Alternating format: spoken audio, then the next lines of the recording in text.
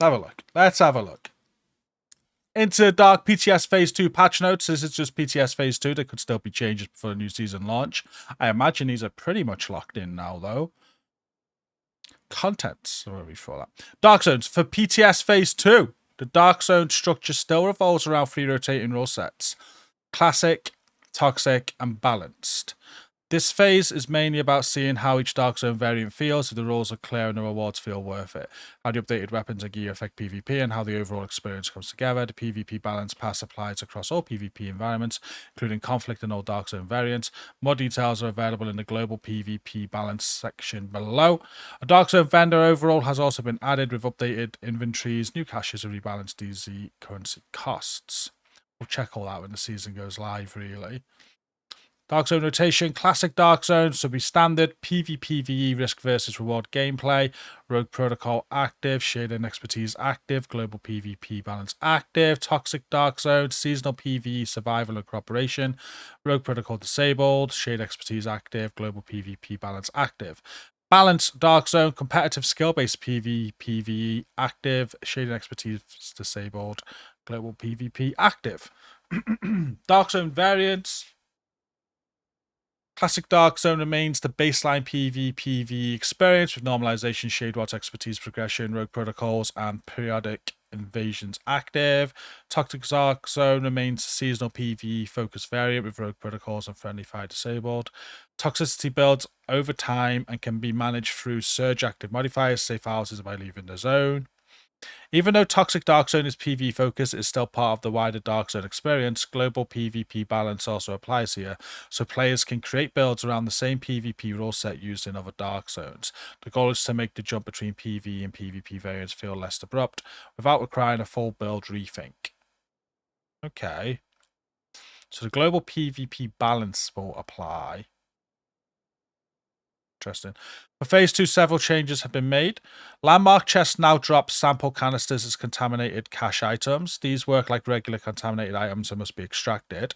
Calling the extraction helicopter in the Toxic Dark Zone now requires a stabilization agent, which has a 33% chance to drop from landmark chests. Okay. So you've got to get something in order to extract. Toxicity no longer resets when entering a Dark Zone safe house. Instead, the current toxicity value is frozen while inside. That contradicts what I said above. It's a little bit annoying. Toxicity debuffs have been reduced, though. Okay. Toxic Dark Zone Hunter difficulty has been adjusted. Toxic Dark Zone Hunters now guarantee one exotic component each and have a dedicated 2% chance to drop Eagle Bearer or Ravenous. Oh, okay. Sample canister gains and costs have been adjusted. Balanced Dark Zone remains the competitive PvPvE variant using high-level normalization based on the conflict rule set. Shade Watching expertise are disabled. Deconstructing drop contaminated items grants double Dark Zone currency. So look at the Dark Zone vendor overall then. Vendors have been adjusted for PTS Phase 2 with updated inventories, new utility and progressing caches, and rebalanced DZ currency costs. Following Phase 1 feedback, we've reduced the cost of the new vendor caches. So DZ East recalibration cache is 40 DZ currency, optimization is 60. DZ West exotic component cache 120, and reconstructed cache 180. DZ South prototype core cache 125, prototype cache 260. High chance for better perfect stats on that. Full updated vendor inventory or vendors. I will link this in the video if you want to read it all. I'm not going to go through all that. PvP environment improvements, general Dark Zone updates. The Dark Zone entry and checkpoint updates introduced in Phase 1 are the main part of the Phase 2 test.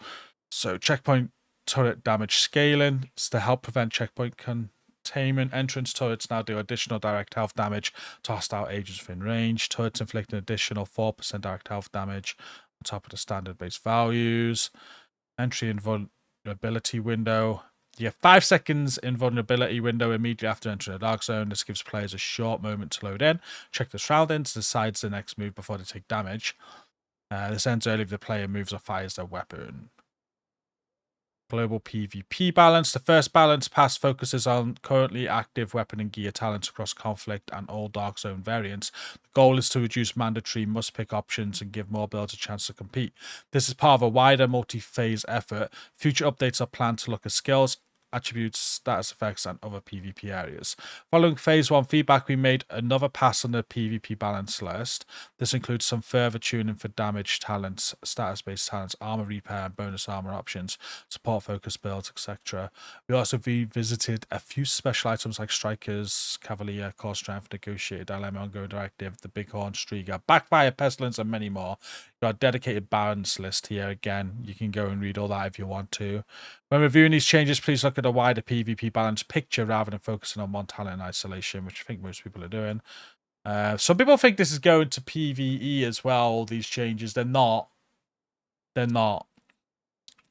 Modifiers. Several modifier adjustments have been made for PTS Phase 2. So the surge effect no longer depends on the weapon used to apply stacks. For example, Inhale can now be triggered by headshot kills for any weapon, not only MMRs. Okay, that's good. Superphoric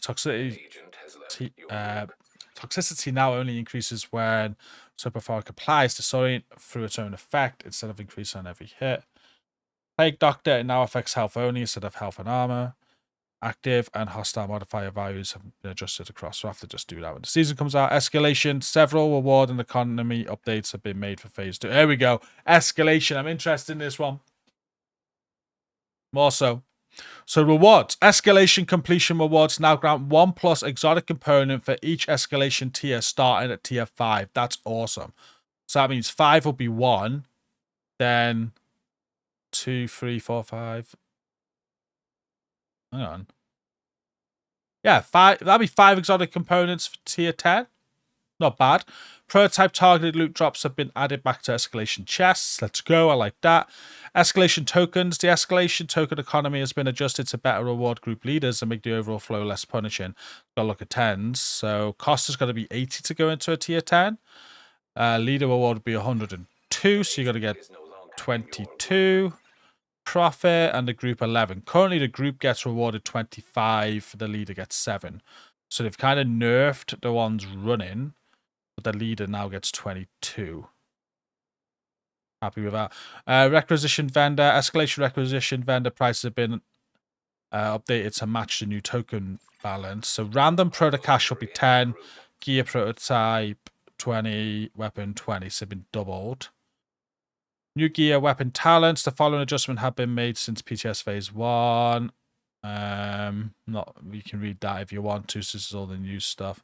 So that's all they're doing with escalation. I like the exotic components. That's going to be such a good exotic component farm. 2 months, Nimrod. Thank you. Yeah. Like 5 every run.